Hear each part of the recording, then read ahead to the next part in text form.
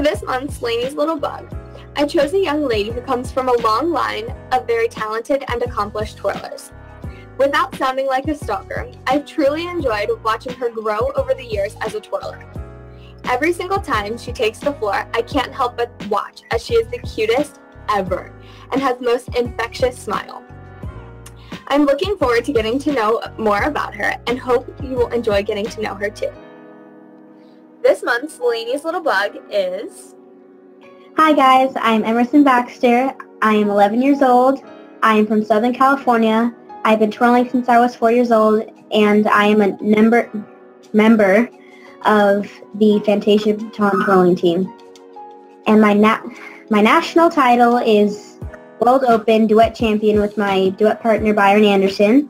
Ooh. I am my state solo and strut champion. Those are some pretty big titles. Thank you. Yeah, pretty exciting, right? Yes. I can imagine so.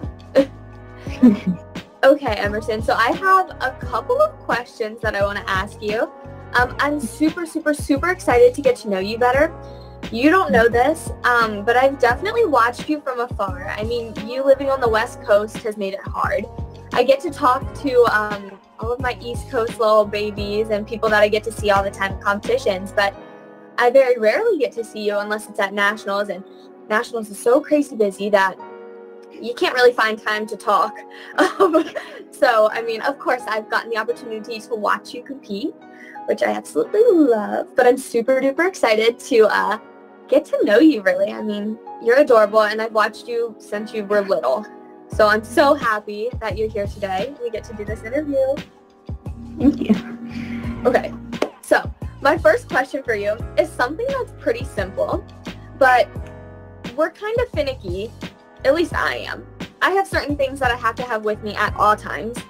And those, of course, at practice stay in my baton bag. So what do you like to keep in your baton bag? So, here's my baton bag. And inside, the first thing I see is my water bottle that I got from Ella McDaniel 2 years ago at Nationals that she handed out. I got my sloth as my little support animal that I always have with me. I have my squishy to de-stress my stress. Oh, of course. I have my outside shoes because I usually practice outside in my backyard with the cement that we have. I have my inside shoes for when when I'm in the gym. I have, of course, I have my batons. Well, I kind of need that. Of course. I have my ankle and my knee brace because I've hurt them both, and I have those for extra support in case they start hurting me again. Right. I have random bobby pins. You never know when you might need those. Yes, I have a bunch of bobby pins in here, so I put my hair up. I have the towel for my sweat on my hands before I go out and start twirling on the floor. I have my towel for my feet that my aunt made me. And then I have my towel for just all my sweat, really. Everything. All of it. Yeah. And that is it on my baton bag. You keep a lot of stuff in your baton bag. Well, it's pretty big. It is. I mean, you have a champion baton bag, custom made, right? Yes. I absolutely love mine, and yours is so cute. I love the colors you chose. Thank you. You're welcome. But I think it's really funny because a lot of the things you keep in your baton bag are very similar to what I keep in mine. I mean, of course, batons and whatnot. And I have so many different pairs of shoes. You only had 2 different pairs, an inside and an outside. But I have like strut shoes, solo shoes, freestyle shoes, and then I have outside shoes, and then I just have yucky shoes. I keep a pair of tennis shoes in there because you never know when you might need those. But yeah, you're pretty lucky living in California. You get to twirl outside all the time. I wish. I love twirling outside, but the weather in Maryland right now cannot make up its mind. One day it's winter, one day it's summer. So we're struggling in that aspect of it. But this is like the coldest winter we've had. It's like, it's getting really cold. In the mornings, it's like 32 degrees. That is pretty chilly for California, yeah. Didn't I don't know what parts of California, but wasn't there snow not that long ago? In Big Bear and Mammoth, they got snow, I think a few feet actually. Oh, wow. That's crazy. I mean, Northern California I can understand, but yeah, pretty cool. But yeah, so I mean, I've, of course, like I said, watched you over the years, and when I was younger, I had so many twirlers that I looked up to, and that were basically huge role models for me and inspired my style of twirling and the type of twirler that I am. If you had to pick just like a few or even one role model, who would you choose? I would choose Rebecca Lance because she is actually in my Fantasia baton twirling team, and when she tries a trick that her coach has given her, she doesn't try it once and then move on to anything else. She keeps trying until she gets it at least a few times, and then she continues working on it until she has it down and gets it into her routine. Rebecca still is a huge role model of mine. I mean, although she's not too much older than me, she is old enough to where I was looking up to her when I was younger and competing. And I still look up to her even now in her daily life, not even in the baton world. Her extracurriculars, her school activities, those kind of things, really inspired me because I always knew she was such a great student as well, not only an athlete. She did great in her school, in her education, which is extremely important. And my mom always told me that school and education came first because at one point in time you're going to need to have a real job. Twirling's only going to last for so long, you know? Mm-hmm. So she was a huge role model of mine in that aspect, and I think it's really cool that she lives so close to you. I mean, it's not like 5 minutes away, but it's close enough that you get to see her, and like you said, she's on your team, so you get to spend time in the gym with her, which is pretty incredible, yeah? Mm-hmm. Okay, so you talked about how Rebecca is really persistent with her tricks. She doesn't give up on them, right?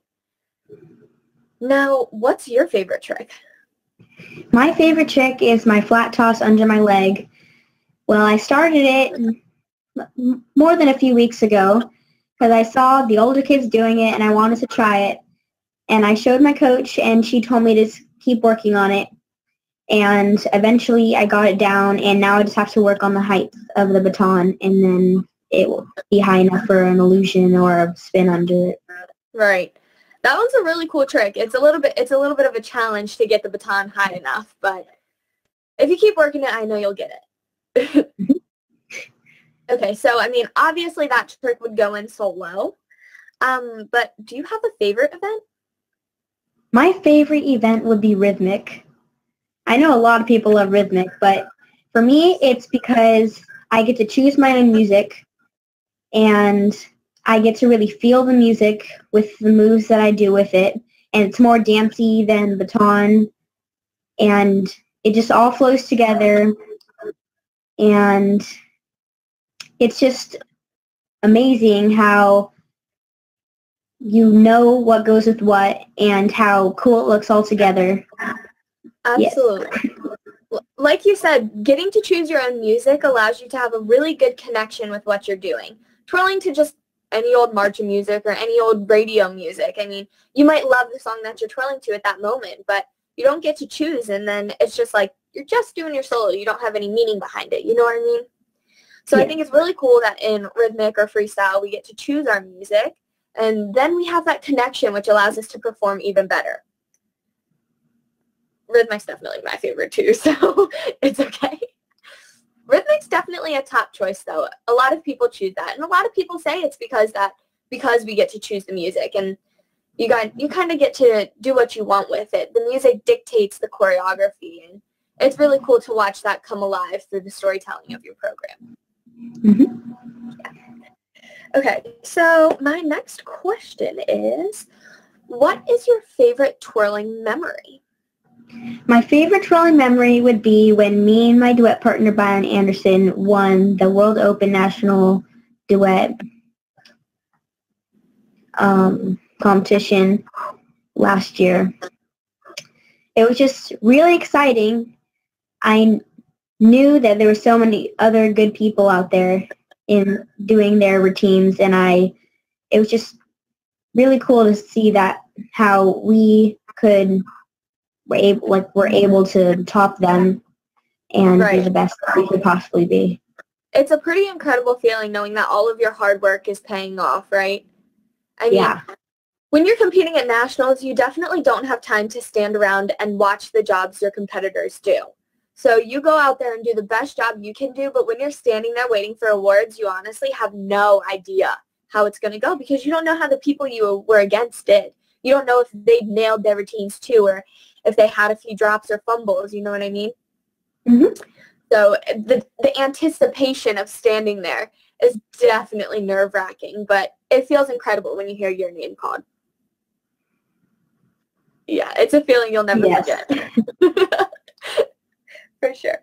Okay, so you mentioned dance a few minutes ago. Do you do any extracurriculars outside of baton twirling? Yes, I do dance.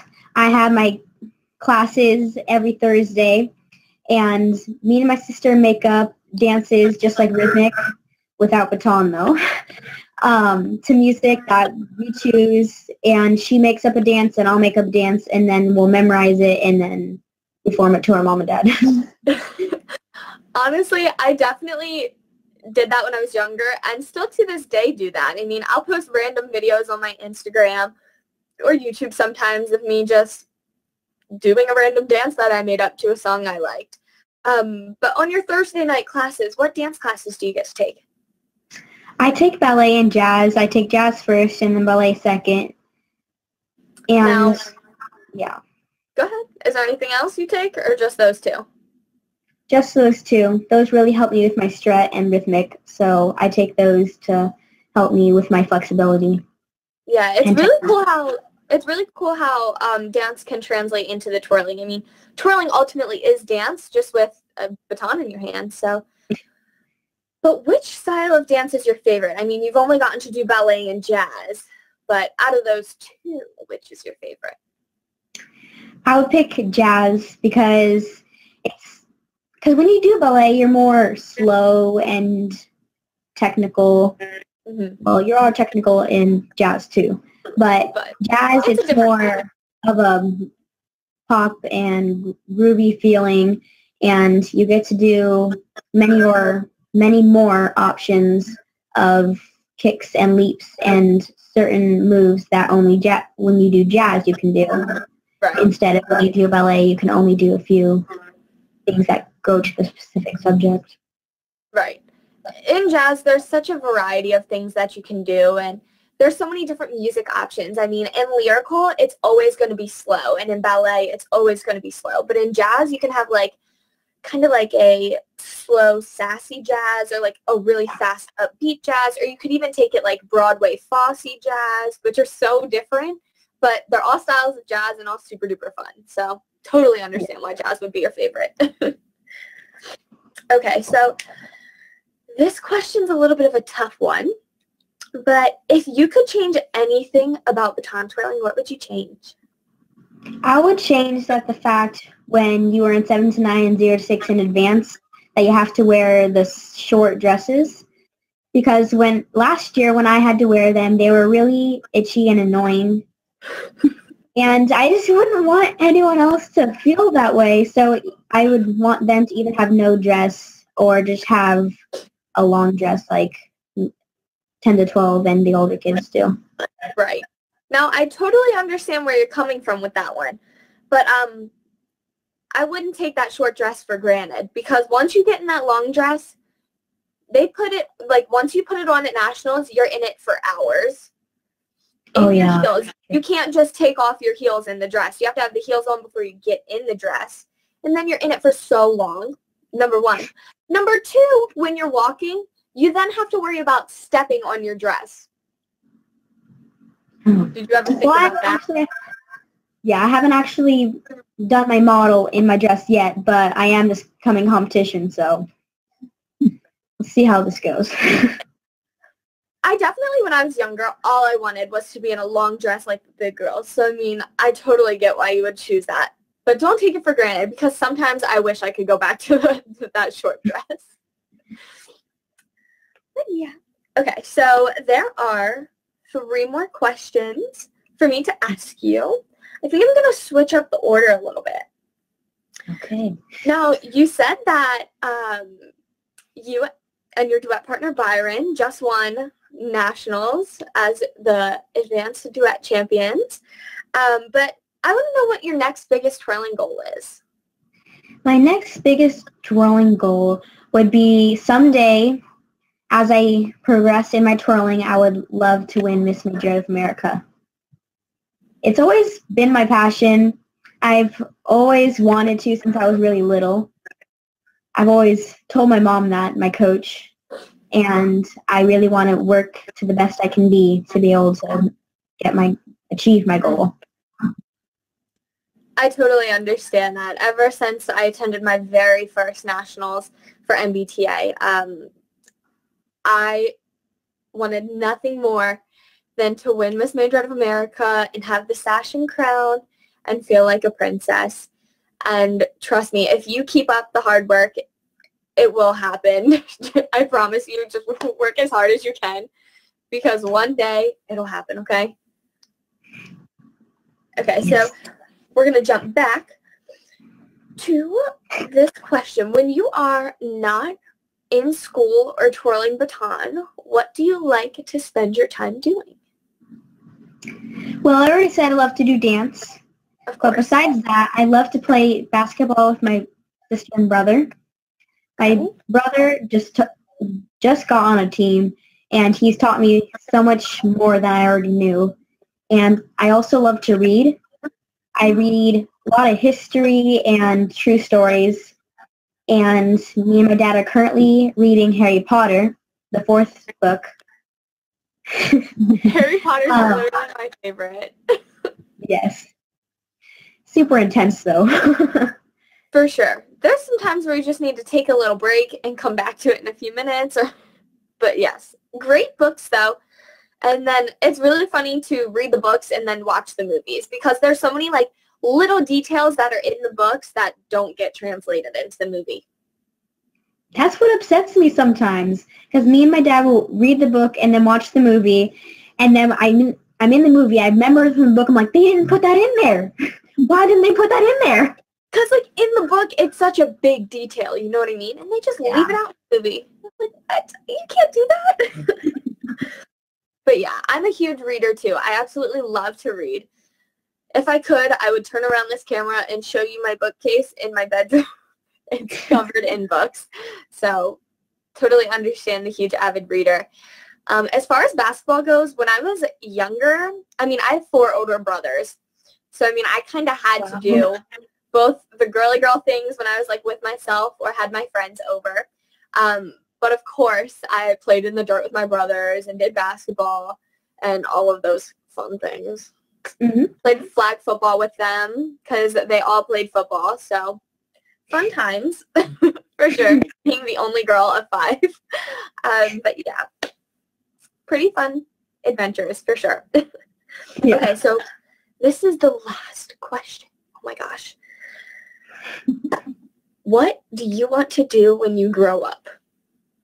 When I grow up, I would love to be a geologist because I've always been interested in learning about the Earth. I am especially interested in rocks and minerals. I have a huge rocks and minerals collection. They're just sitting on my counter, just waiting for me to study them. Oh my gosh. Well, here's one. I got this one from Knott's Berry Farm. They cracked it open. It's a geode, and it's like purple and blue inside with like clear crystals. That one is my favorite one because I got that when I was very little and I had to wait like 20 minutes and I just couldn't wait. So I just stood there for 20 minutes waiting for it to crack open. Oh my gosh. That's so fascinating. I mean, I've never once heard from somebody younger say that I want to be a geologist. Like, that's so interesting to me. What sparked your interest in it, if you don't mind me asking? Well, I think it first started, let's say, like 5 years ago. And when I went at my school, there was always these pumice rocks there, and they were an odd color, and I brought some home, and I was like, I told my mom, these are these odd rocks at school. Like, what are they doing here? They look like meteors. Yeah.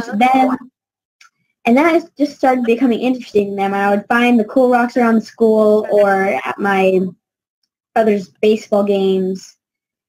And then I would bring them home, I would wash them off and set them on my counter and have them on display and then study them later on.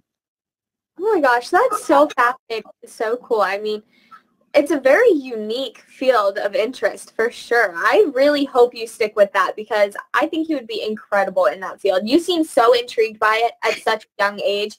I can only imagine how like incredible you'd be when you get older. No, thank you.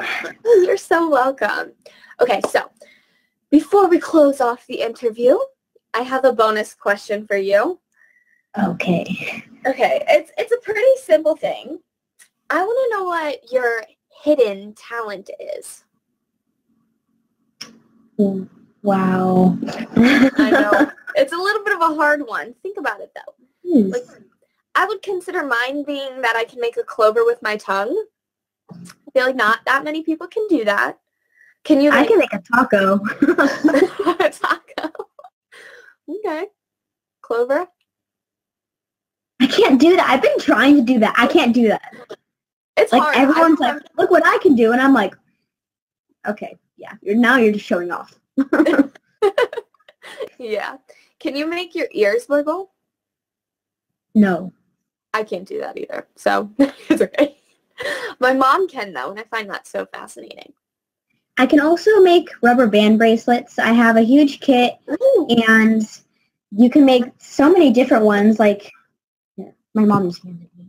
There we go. So this one is a fishtail bracelet. It's like it goes into each other, and then there's all these different ones that have their circles. A bunch of different patterns. And yeah, they all have a pattern. And then there's an inverted fishtail when you go an opposite way that I showed you. Ooh. And then me and my sister love making slime together. The slime That's is like so everything fun. after school and practice. We go outside and we make slime. Oh, of course. And of course it's outside because slime can be so messy when you're making it. My mom gets mad at me to play with it in slime. I mean, inside. Oh, of course, because it stains stuff too, depending on the color you choose to use. It'll like stain your hands. If it's a dark red, you put it on the table, and then you start playing with it. You lift it off, and there's just a spot of red. Yep. Trust me, I know from experience. When my nieces and nephews come over, all they ever want to do is make slime. We have to go outside, or we have to go like anywhere that. A lot of times we'll like lay newspaper over the table and do that, but then it gets stuck to the newspaper. So half the time we're just outside when we do it. Yeah. But yeah. Okay, so I mean, that covers all of the questions I have, which kind of makes me really sad because I've had so much fun talking to you. I mean, I've loved getting to know you. I mean, like I said about 1,000,000 times, I've watched you since you were so little. And can I just say that I love your name? Oh, thank you. I have never in my life heard that name, and it is so memorable. Like, at nationals, when I hear that name, like hear your name, I always think, I love it because it's so punctual too. It's like Emerson Baxter, you know what I mean? It's just so cute. Thank you. You're so welcome. Thank you so much for doing this interview with me today. I mean, I'm just so happy that I've gotten this opportunity to get to know you better for sure. Me too.